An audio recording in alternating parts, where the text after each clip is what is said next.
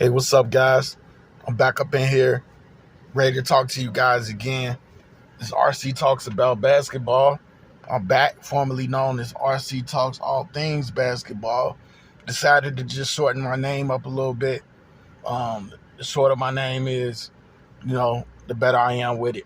So let me go ahead and turn down this air a little bit and talk to you guys. So on today's video, I wanted to talk to you guys about Caitlin Clark. Again, that's where we're going to go with this one. It's going to be an interesting conversation. You guys know I'm never just going to string you along. So let's go ahead and get into it. Like, share, subscribe, all that good stuff. And it's not just going to be Caitlin Clark in this video I'm talking about, but let's go ahead and get to it. So Caitlin Clark, right, that we all know about, or that we all should know about, if you're a women's college basketball fan, or even if you're not. Perhaps you've heard about how Caitlin is rapidly taking the women's sports world, basketball world by storm. So I'm talking today's video about what I want to talk about is if Caitlin Clark, what she needs, because she's already ascended. Her star is already rise, and she's already, pretty much no-brainer, number one selection, a can't-miss superstar. And in my eyes, she is anyway. Somebody might feel different. But I want to talk about what could maximize Caitlin Clark's potential, because when you're young, when you're as young as Caitlin is, you always have room to grow and get better and work on your game. And when you're driven like she is, when you motivated like Caitlin is, you always have room to grow.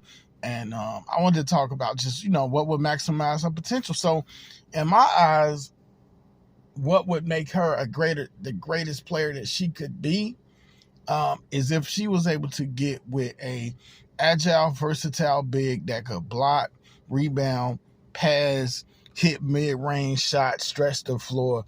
If she could ever team up with that kind of player, and I'll go to next best case scenario after this one. But if she could ever team up with a big, even if Indiana doesn't get any better and they don't win too many more games for this season, the Indiana Fever, that is, if they don't win more games, let's say that they get another top draft pick. If you could put Caitlin Clark with Aliyah Boston, oh, you got something really special on your hands. You got Christmas every day, and in Indiana. So I just feel like the combination, the chemistry, a great duo for you to pair 6'1" guard Caitlin Clark, phenomenal shooter, truly underrated passer. If you're able to put all her talents and then put them right next to a big, because my dream case scenario would have been if Caitlin Clark would have been able to play with Brink. You're talking about an unstoppable tandem. And unfortunately, that's not going to happen on the collegiate level. At least I don't think so anyway. It would take for Brink and Caitlin Clark to stay their 5th years. They're eligible to stay another year if they want to.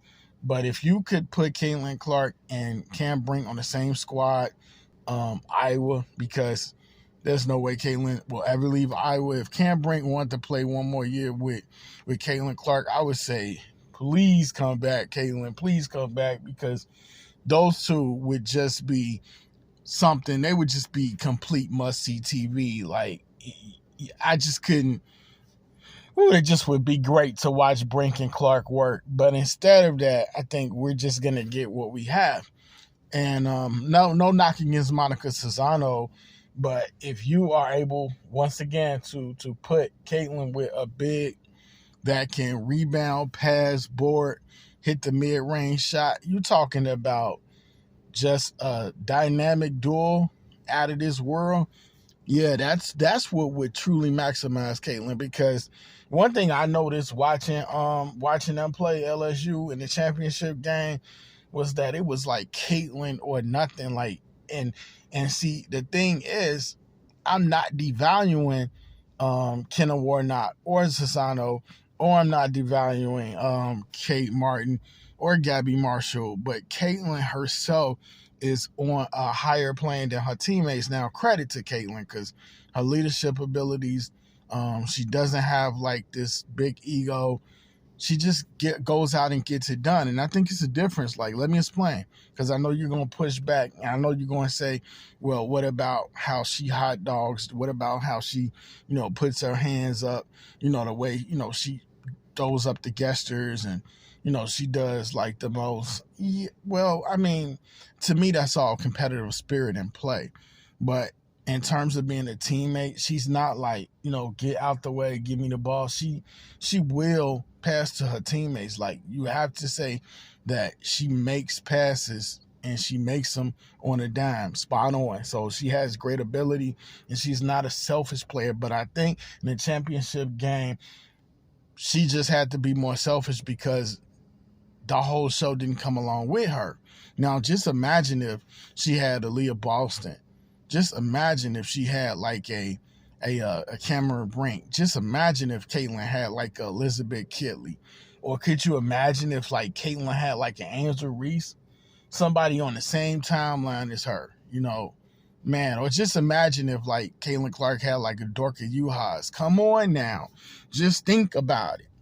It's salivating in terms of watching those guys watching those ladies play on the court. It would just be exceptional just watching them feeding off of each other. The big with the ability to kick the rock back to the guard smoothly. The guard able to find the big easy in transition and vice versa. Yeah. And because, see, that's how I feel like Caitlyn could come into the league and get championships. And it's similar to, while I'm not going to call like Breanna Stewart like a center or anything like that, she's a pretty big forward. And, she can get hers. And Stewie is very agile. And she can, make the outside shot, the inside shot. So that's what I mean. Like Sabrina Ionescu has that now. And you see, that's a great comparison for me to make before I conclude this video. Sabrina Ionescu has such a great player now in Breanna Stewart that, it takes a lot off of her. So I definitely think that Caitlyn will need that kind of player. She's not going to need a big that's versatile to win games. She's not even going to need a big to like help her out in terms of her getting her points, her getting her numbers. She's going to need that in order to, potentially, win championships. Because if she's going to go pro at some point, if not immediately, a lot of teams are going to key on her and everyone's going to know who she is. And I believe that she'll be prepared for that. I think if Aliyah Boston was able to like handle it and just go from there and become an all-star, I think, the sky could be the limit for Caitlyn as well. They're two of the best players to come out of the draft in recent years. So, can't miss prospects, can't miss, I'm going to say can't miss stars, because literally I see star written all over Caitlyn, and Aliyah has proven it that, she is the truth and to be dealt with. And even though her team isn't good, just imagine if she can get some more talent. Like, even if Indiana doesn't get the number 1 draft pick, just imagine if they were able to get like a Haley Van Lith. So yeah, there's a lot of players in this draft that can actually help teams, especially it being so top heavy. So yeah, I just wanted to talk really quickly in this video about what Caitlyn Clark perhaps can do to maximize her potential and see a lot of success for her career going forward. And, I truly believe if you're able to pair her with that big, I just think that she's just going to take even more steps to true superstardom. And if she could come out and that big is on the team immediately and they're already there, then that's even greater. What I worry about is if Caitlyn was drafted to Seattle, then, you got Jewel Lloyd, already in place, and, you don't have a true big. You do have McNamara, but I just don't want to see her on a team where she doesn't have a media opportunity. And perhaps she would get that, but like I said, you have Jill Lloyd on that team, Indiana. It's always going to be an uphill battle, actually, no matter where she's drafted. You just have to come in, training camp, preseason, kind of just make your mark. And for a little bit, Aliyah was shaky, but she righted her ship really fast. I think this before I close. If you got the talent, it's always going to prevail. Aliyah Boston always had the talent. Now, her game is unfinished, but as long as she continues to evolve her game, and she has time, she has a few years, as long as she continues to grow her game, stretch the floor, just get more agile, I think she could probably go for, I'm going to say either she puts on muscle or she gets a little bit more slim, just because you can move a little bit quicker. But all in all, she's a win-win type of player, and I'm glad to see Aliyah Boston actually striving and doing good, even though the team isn't. Ultimately, they're just going to have to continue to get better and build around Aliyah Boston correctly. I definitely disagree with, getting rid of Aliyah Boston. She is the future for the Fever. So that's pretty much it. As I close, I'll bring it right back to Caitlin Clark. Whoever gets her, they're going to get an amazing player. So they're going to get a true generational talent to build around. But I just wanted to drop this video because I'm just the kind of fan and just the kind of Iowa fan, Caitlin fan, that just wants to see her in a situation where she can succeed. And it's hard for these rookies. Sometimes they just don't get, they just don't come into a winning program or winning team, should I say, programs college. But yeah, guys, that's pretty much all I have for this video. Want to thank you for watching and tuning in. And with that being said, I'll catch you guys on the next one. Peace.